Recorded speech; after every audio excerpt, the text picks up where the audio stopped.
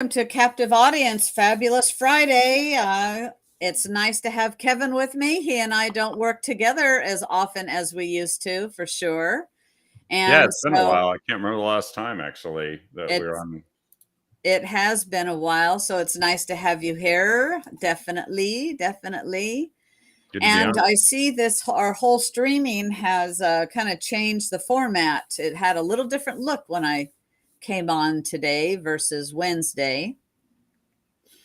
Oh, Yeah, what just what do you think? just just a little bit, but it's good. So, we've got a lot of stories to hit, and it is hotter than blazes. What's the temperature over there, Kevin?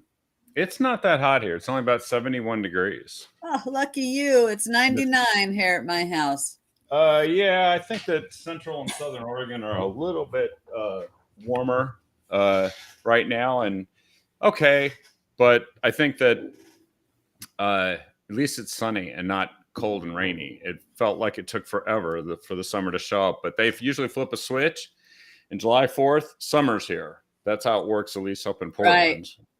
Usually that's when a right. lot of problems start too, because the idiots can come out 24/7 once the weather is really accommodating to them. Yeah. So it's a mixed blessing, but we're enjoying it up here anyway. Well, good, good. Listen, we've got a lot to cover here tonight, and I'm pasting the story from PJ Media that is on this explosive video from Victoria Taft wrote it. And Missing Witness says he told the DOJ in 2019 about the Biden family's corrupt dealings with China. And I learned a lot in this story. I had no idea that they were actually dealing with the Chinese energy company that has Oh, ties, of course, to the Chinese Communist Party. And, I don't think there's probably not many businesses, especially large businesses like energy and just larger businesses that are definitely tied to the Chinese Communist Party. I don't know that the mom and pop's grocery store is, but this type of thing. So I didn't know. Did you know that he was tied with energy? well, yeah, actually, both in China and in Ukraine, the Bidens were working the energy angle, and I forget it's the name of this CEFC. I remember when that first came out a long time ago, but it was just not talked about that much. Yeah. And it's a directly controlled entity of the Chinese military and the Chinese Communist Party. And And the so intelligence agency. yeah, and this guy, it's about a 14-minute video if you watch it. This guy is actually, his name is Dr. Gal Luft, and he lays out in detail what the allegations are. He's an Israeli professor, and he's sort of missing right now. But he put out this video from an undisclosed location because things happen to people who tell the truth about the Bidens. And he has super damaging information about the Bidens. And he's not really missing. He wants to tell his side of the story because the Department of Justice has buried this. They knew about this and they're wanting to actually put him in jail. Yeah. And he says, I got to get my story out. And he volunteered to inform the government. He says, you know what? I made a mistake. I trusted the US government with information that they should know about because quite frankly it sounds like it's definitely corruption and could be even treasonous type things, we don't know. And so they want to put him away, and he says I got to get my story out. So he has made this video, and I think he's courageous in doing this, and I commend him for saying what he had told and talk about this with the DOJ. Yeah, he said that um, he had seen what had happened in the past with corruption, and he was concerned about preventing it. And he wasn't even that concerned about the Bidens, other than the fact that what he saw in the video, he relates this. um, he was concerned about what was seeing happening, and he didn't want some of the stuff that had happened in the past to repeat itself. He's Right. Israeli, but ironically, he was kind of doing it out of a sense of responsibility and patriotism, and came to the DOJ and the FBI and said, "Here, this is concerning." But he did it during the Trump administration to these people. So that just proves there's a deep state that just took these things and said, we are going to manipulate the outcome of the 2022 or the 2020 election. And they worked on that one too. But Right. And this was coming out just at a time, I believe he said, when it was becoming apparent that Biden was going to run, even though he hadn't declared yet. Yeah, it did, and they're wanting to charge him with some bogus arms and foreign agent registration act charges. And because they're wanting to silence him, and not kind of shut this guy up, right? Get him out so he can't talk to any media and whatnot.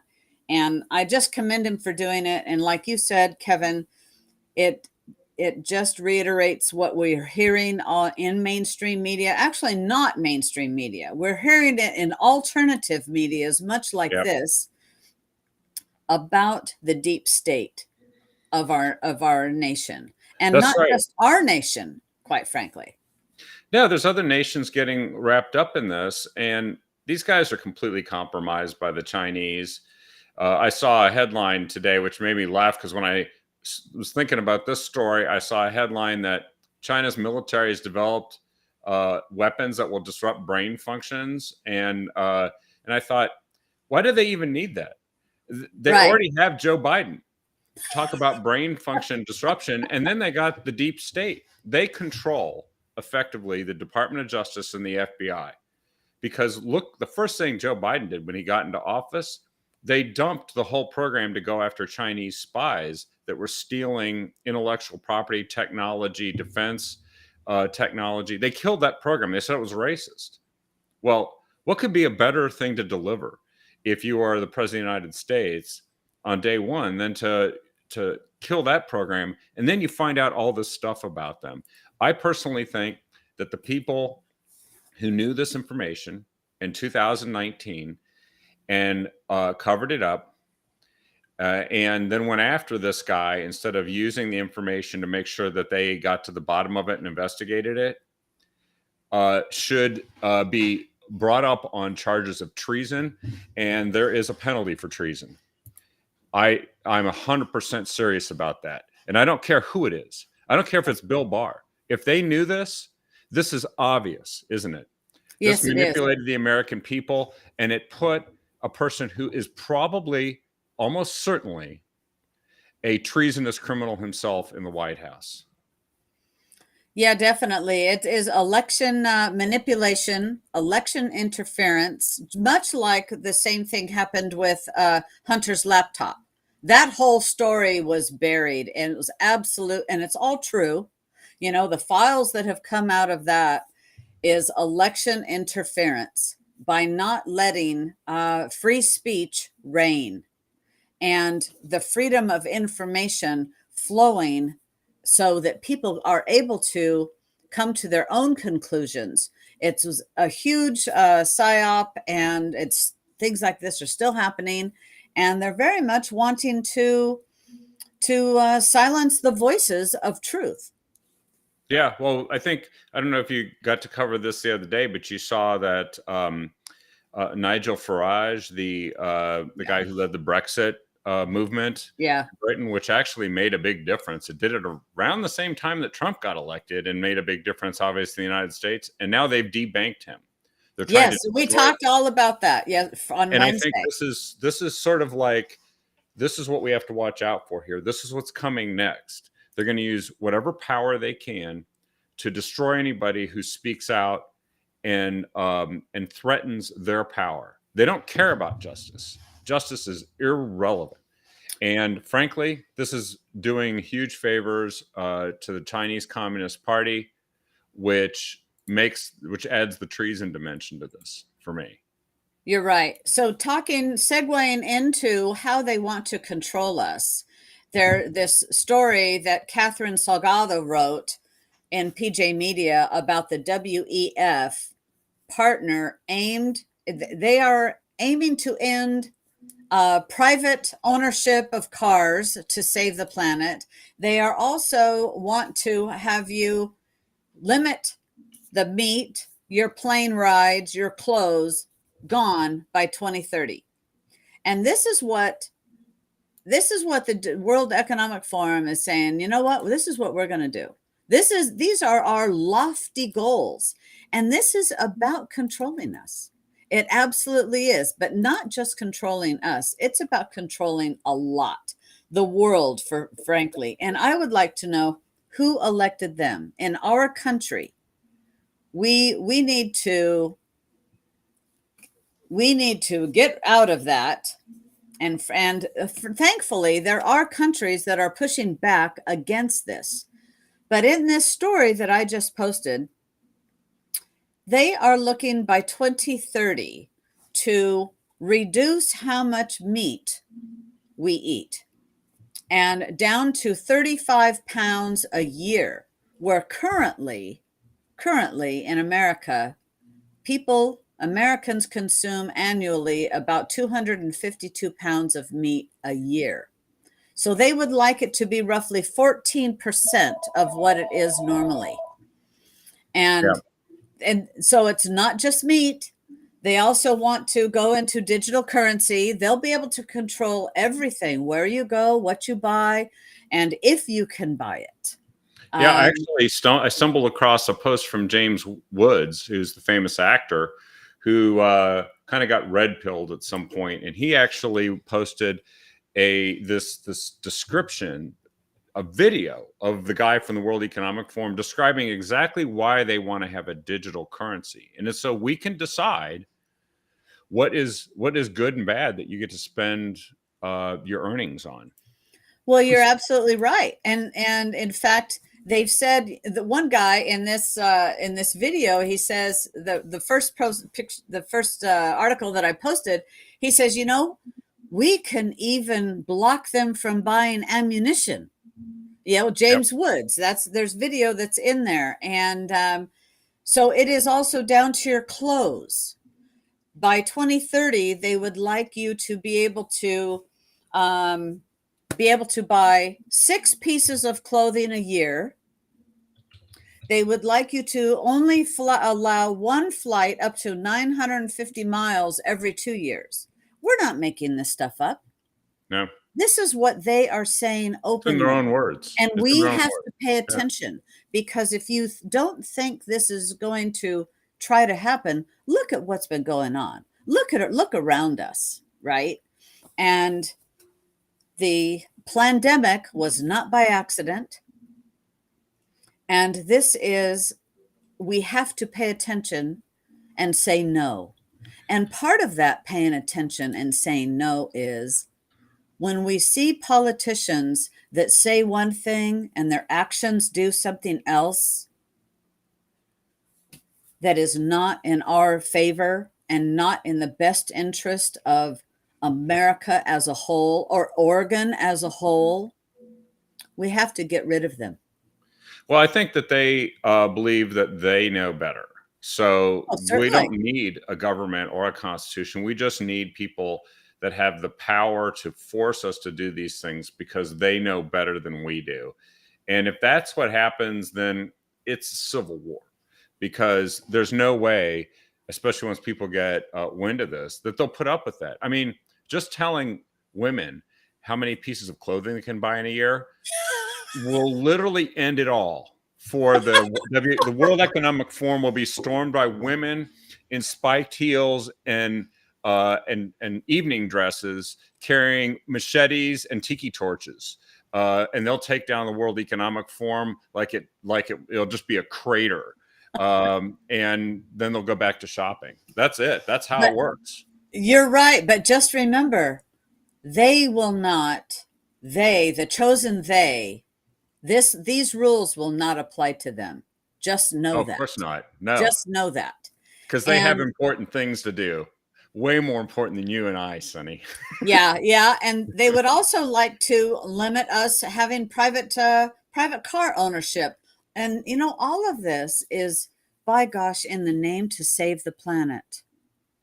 Yeah, except that And they're not going to save the planet. None of this stuff's going to do any of that. Um, no, it isn't.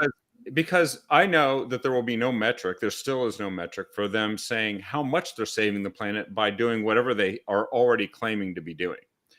And when there's no measure, there's no metric for this, that means they can do an unlimited number of things. And the only thing you won't have is the ability to say no at some point. They'll have a stranglehold around your ability to eat, travel, obtain healthcare services, and what do you got then? I mean, there's little pieces of this are being taken away from us as we speak because um, they're also funding grid equity. They're going to spend $200 million, the Department of Energy, on grid equity, which means a woke grid.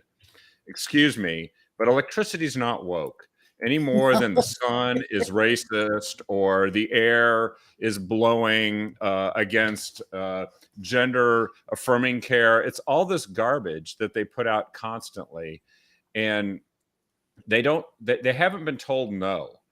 This is what we have to do. They're going to push, the EPA is going to shove electric vehicles down everyone's throats. That's not how a market system works. Markets don't get told what to do and everybody says, yes, I'll do whatever you tell me. Markets involve free people making a free decision of what's good for them. Just like you and I get to talk about what we want, we get to spend money on what we want. And this is exactly what they don't want. Our own state here in Oregon is suing the EPA because the EPA has made the mistake, apparently, of allowing wood burning stoves. So if any of you out there have a wood burning stove, Oregon wants them banned so that you have no leg to stand on. Because what did everybody in Germany do when they started, their electric bills went up by 10 times and they ran out of natural gas? They all went out and were firing up their fireplaces, collecting up all the wood. You have to heat your home, and so that's exactly what they were doing. And they are getting wise to this. So Oregon is one of the places that they're on the leading edge of all this stuff. They're trying to make sure that they get out in front of everybody to do the dumbest possible things to ruin your life, and all in the name of they know better. But now in Norway is pushing back a little bit because they met with Canada's Trudeau, and he asked the country to accept the green challenge, for the climate goals that they're trying to reach. But instead, Norway invests $18 billion in fossil fuel. Yeah. And going, we need to in oil and natural gas projects just 2 days after they met. And this is where it's smart, because those things will actually, oil and natural gas, I'm wishing Oregon was doing more with that, but we're shutting that down. And I'm glad that Norway pushed back on this. They still said, well, we'll see what we can do over there for the greenies. But in the meantime, we want oil and natural gas so that we have the energy, we have the ability to heat our homes and keep the lights on. Unlike Oregon, we're going to be having brownouts and blackouts. They want to remove the dams and nothing to replace it. No, I do like the fact that Norway just stuck it to them. And, Canada's Trudeau, he's a moron. His economy is based on oil and gas to a great extent. They have about the population of California, but a country that is 2.5 times the size of the United States geographically, and about 80% of its population is within 150 miles of the U.S. border. How do they remain a prosperous country and pay for their national healthcare system? Oil and gas, period. Yeah. Yeah. And yet they have a prime minister who's trying to destroy that and challenges Norway, who's smart enough not to take the deal. Definitely. There's a lot, many problems going on all over the world. And And I'm glad that we are covering some of them tonight because it's important for us to bring these things about, bring some awareness, because the mainstream media is absolutely not doing it. And you have to look around for some of these news stories. Yeah, they're totally compromised, to be honest. They're more important. They're trying to advance a narrative, and they consider the narrative more important than you having enough information to make decisions or to even know what the truth is. Because, I mean, the truth gets in the way of the narrative because the narrative has an intended outcome.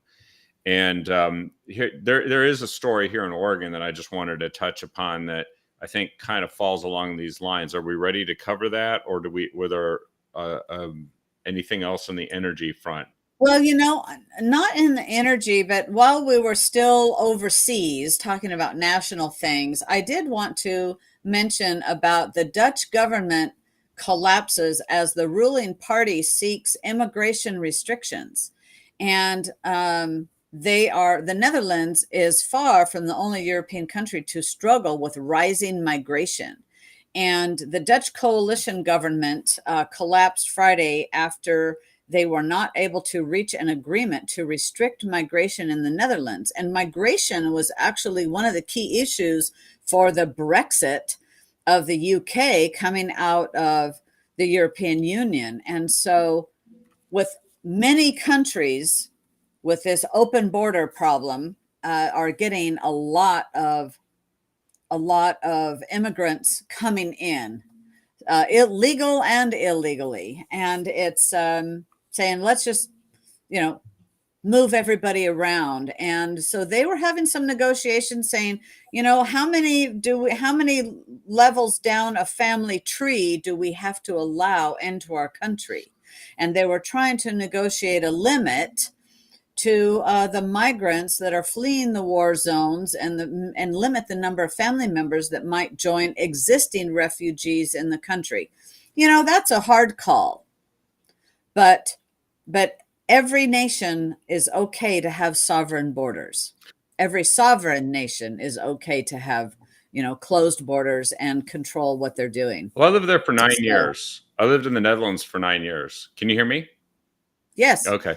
And it's a small country. If you had the population density of the Netherlands across the continent of Australia, you could fit the entire world's population in Australia. So that's how densely populated it is. So there really isn't any place to put unlimited people migrating there. So it's total insanity. And but there Yeah. are, unfortunately, because the reason why governments collapse is that they form coalition governments. They have proportional representation. They don't have winner take all elections. They have people get elected according to what percentage of the vote their party gets. And then they try to form a government by having several parties come together. That the government collapsed because the largest party wanted to do something, and some of the smaller parties that they needed to have enough votes to control the government pulled out Mm-hmm. over this issue. That means that there are actually some incredibly useless idiots that are in these, are useful depending on who you're. If you're the World Economic Forum, they're useful idiots that are completely bought in on the idea that they should repopulate their countries with people not from their country. And Yeah. that's the same philosophy that's guiding the insanity at our southern border, that's being put forward by the president of the United States, or whoever's running the president of the United States, which I don't think we know. No, I don't think we know. And it's also to bring about chaos. And that's what's happening in France right now, Yes. Yeah. Well, you that's know, it's out of control and there. that's the result. That's right. No, they are not also doing anything about it, which is interesting. So when these countries descend into lawlessness and abandon their own best interests, I think that is actually the sign of that's what brought the Roman Empire down. It's nobody cared. Yeah. It wasn't that Yeah. somebody just came in and defeated them, some big military force defeat. No, they just didn't care anymore. And I'm concerned that that's what's happening to our country. And we also spend a lot of time on things that don't matter. Um, and you and I have observed what's gone on with all this gender affirming transformation, all this stuff. And I'm like, the Chinese are laughing at that. How much time are they Oh, spending yeah. on that topic as they build coal plant after coal plant after coal plant, and cut us off from minerals that they can completely control? And threaten places like Yes. Taiwan. We are busy here in the United States with stuff that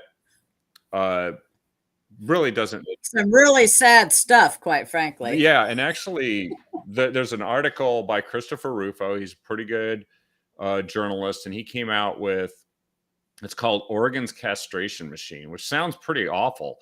But it turns out that OHSU, the public hospital in Oregon, is actually using a robot to create artificial genitalia. So there are people who cannot get health care that they can afford. And instead, we are plowing public funds into reconstructing genitalia after somebody's had the genitalia they were born with removed. And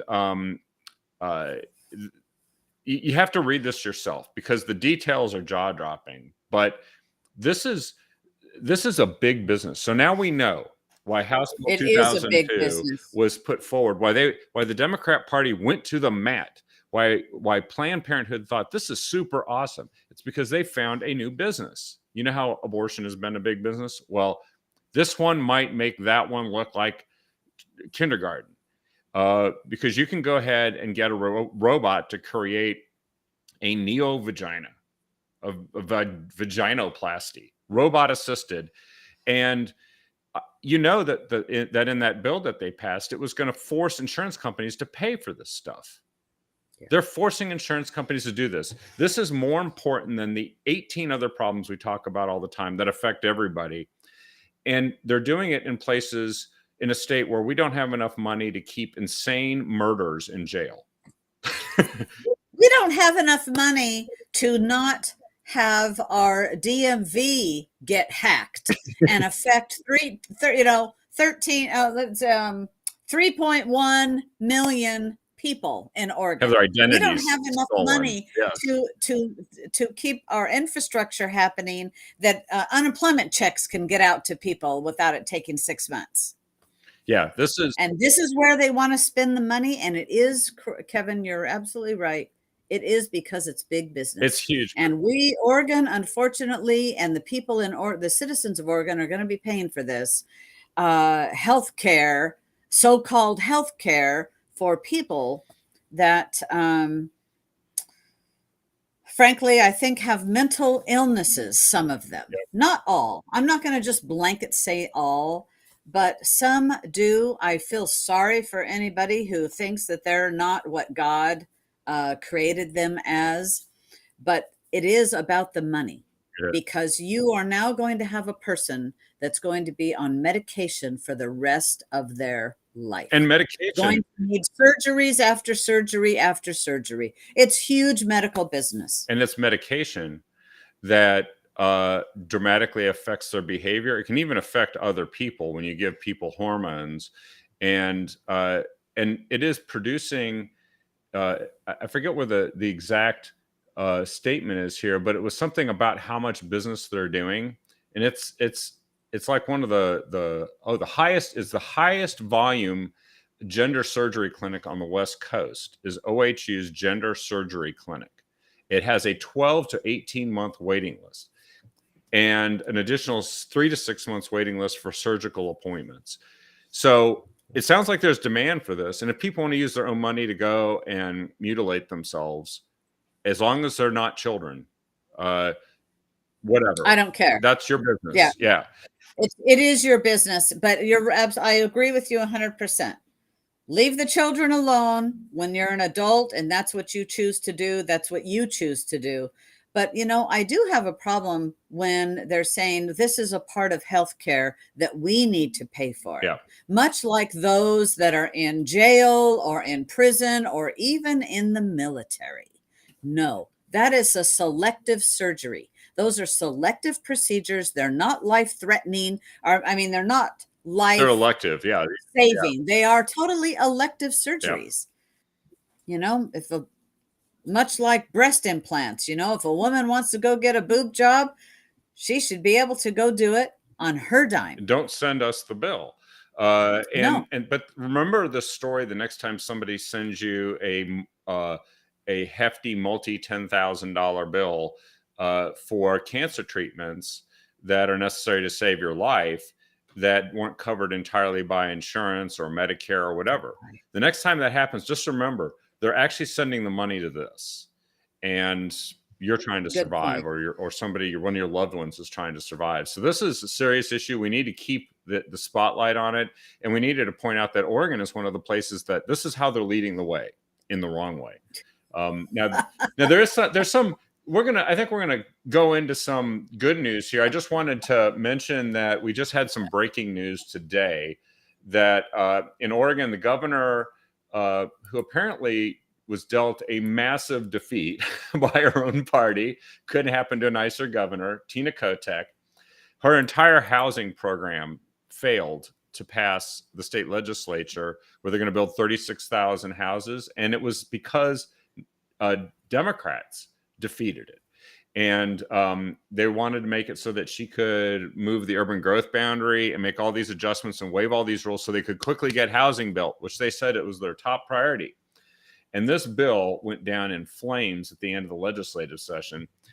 Well, she is now, her head smoldering from the defeat because it was dealt by her own party. And she used to be the Speaker of the House. She lost a vote in a legislative body she used to run, and now she's the governor, and she couldn't get it done.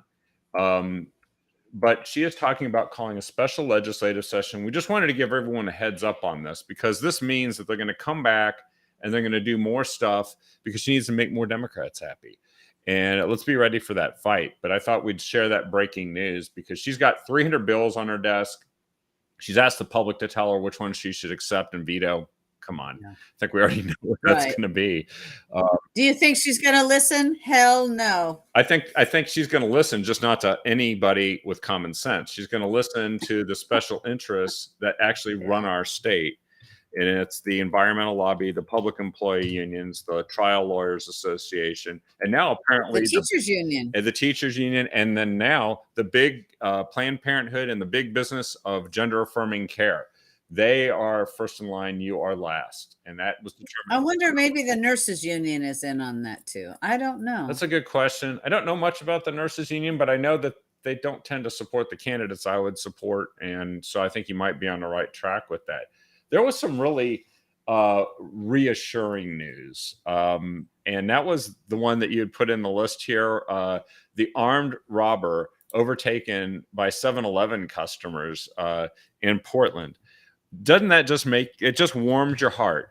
Oregonians have had enough. An armed robber entered a 7-Eleven store in Portland, was besieged by angry customers. The gun, it turns out, was stolen. Only verifies that all these gun laws that they pass in Oregon apparently don't have an effect on criminals who don't follow laws. And it's worth reading this story, but Daniel Israel Jones, 40, of Portland, was transported to a local hospital for injuries sustained in the struggle. And the gun was stolen out of Washington in 1996. So apparently this is what happens if you go into the 8200 block of Northeast Sandy Boulevard. You're in trouble with the locals now. Yeah. And that was a good story, and we always like to end on good news, a little bit of happiness, especially on Friday. Definitely. So we got Mark Levin. This is kind of a good news, bad news, good news story, right? Because he said that Target's not going to carry his upcoming book. The name of his book is The Democrat Party Hates America. And Mark Levin, the great one, is known for actually saying what he really thinks. He doesn't mince words or beat around the bush or any of that kind of stuff. And I saw this article. It raised my awareness that the book was out, and I immediately went and pre-ordered it. And I think that others I know are going to enjoy receiving this book too, because I think I might buy multiple copies.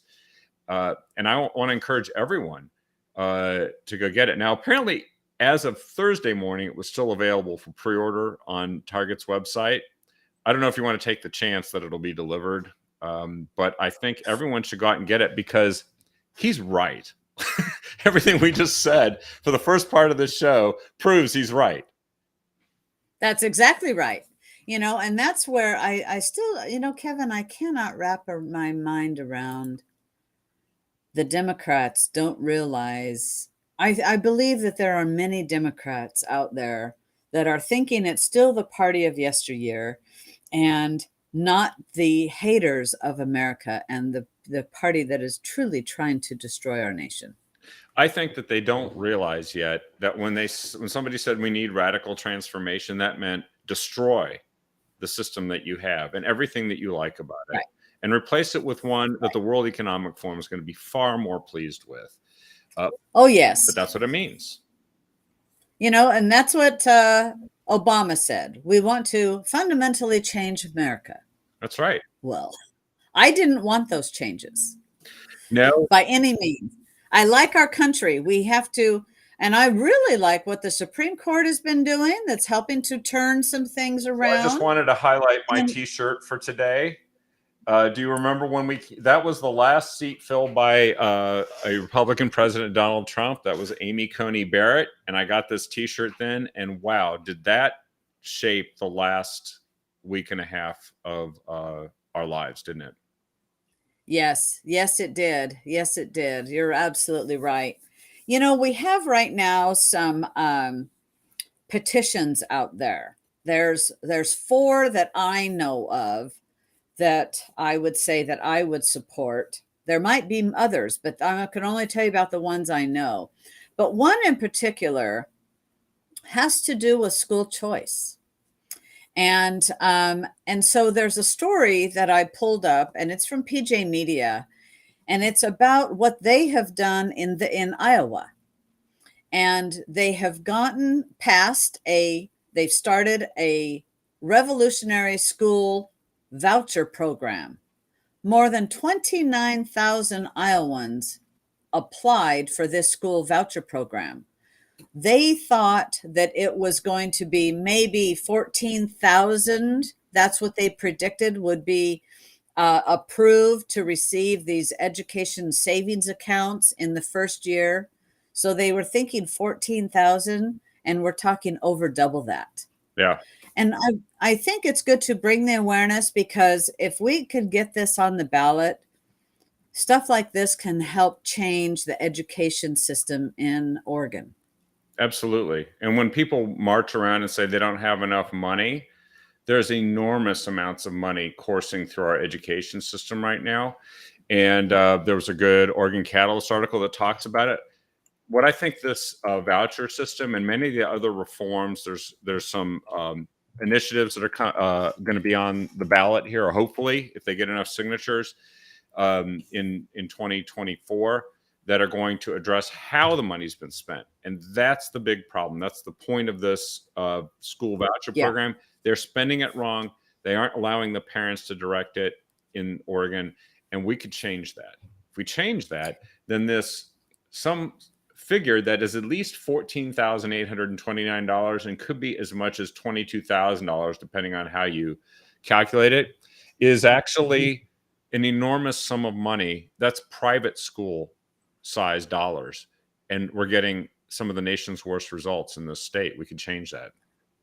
Yes, it is. It puts some of the control back into the parents and what they can do and where they can go. Or if you're homeschooling your children, that maybe this money could come to you. I don't know if that's all possible, but it sounds like it. I would hope that it could be. And we have to. So there's some. So those two. There are actually 2 education petitions. One is school choice, and the other one is. The money follows the child wherever he goes. And then we have one for tolling, that if toll roads, that it should go onto the ballot that if there no tolls could be implemented unless the counties affected by it have voted to implement that tolling on the roads. And then the last one that I know about is the constitutional carry for Oregon petition. And I'll tell you, you should go look at their website. I got a notification right before coming on our program that they have got Carrie Lake coming to Oregon for a special fundraiser. And I think that is fabulous news. So go to Constitutional Carry for Oregon's website. take a look at that, sign up, get tickets, and let's help them to pass this very, very important, get this initiative onto the ballot. We've got some big ones. Do you know of any others that we need to be paying attention to, Kevin? We should do probably a special show just reviewing this, because there are others, and there's others that are in earlier stages of being circulated, and some that are more advanced. By the way, I posted the Educational Freedom for Oregon, the 2 petitions. There's a website, and you can go get information about those, and you can download and sign and circulate that petition.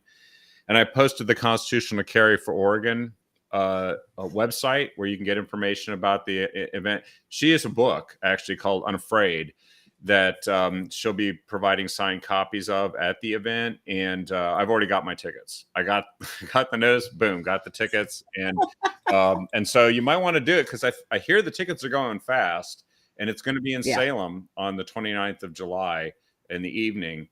But let's plan to do a special show on the ballot initiatives. By the way, we have to warn people about some of the bad ones, because there's the so-called ranked choice voting thing, which is really just an attempt to eliminate people being able to figure out what the effect of their vote is and confuse voters.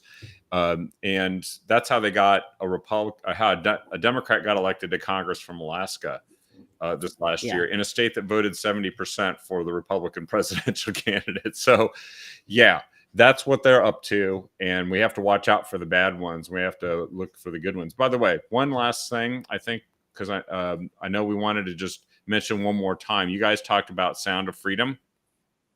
Yes. I'm definitely planning to see it this next week. The main actor in it is Jim Caviezel, who played Jesus Christ in The Passion of the Christ.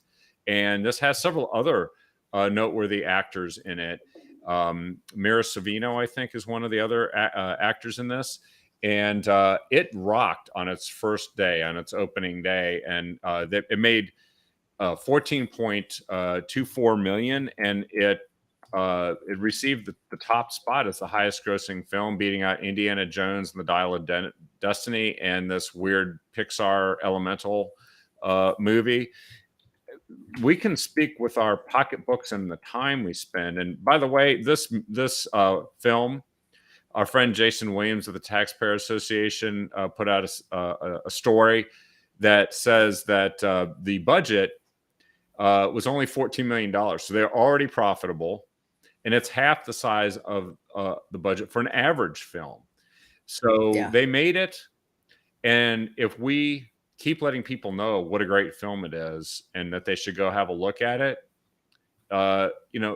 more money can go into the pockets of the people who are making films that transform how people see our country and the world. It's a compelling drama by every account, and good. The media, it is. The media criticizing is a good sign, isn't it? It is, and I'll tell you, Angel.com, who was the producer of this movie, has got some other ones coming down the pike, and that are movies, in my opinion, worth going to. And I would like to support their efforts with my pocketbook going to the movies. I hadn't been to a movie in a long time. I frankly refuse to support many of those that do not support us, support America and conservative values. But the Sound of Freedom was very, very tastefully done. And there's no shock and awe, but it gets the point across, and it brings the awareness. And that's what we just have to spread the word, that people do need to hear it or see it and become aware and having the conversation, because this is starting the conversation as well, that we can have about the need to help the children shut this down. And it is a multi-billion-dollar in a year industry, sex trafficking. And I won't give you any spoilers. I'm trying not to give you any spoilers, Kevin. Okay. So you go see it. I saw it on Wednesday at noon on Wednesday, the 3rd of, or no, I'm sorry, Monday, the 3rd of July. You got an advanced preview there. Yeah, it was really good. And it's So based on a real enjoy your person, time right? seeing It's that. a real person. Pardon? It's based on this true story of Tim Ballard, former Department of Yep. Homeland Security agent, who quit his job in 2013 to help rescue children. And I think what we've said over and over again is we tell people the true stories that are happening out there.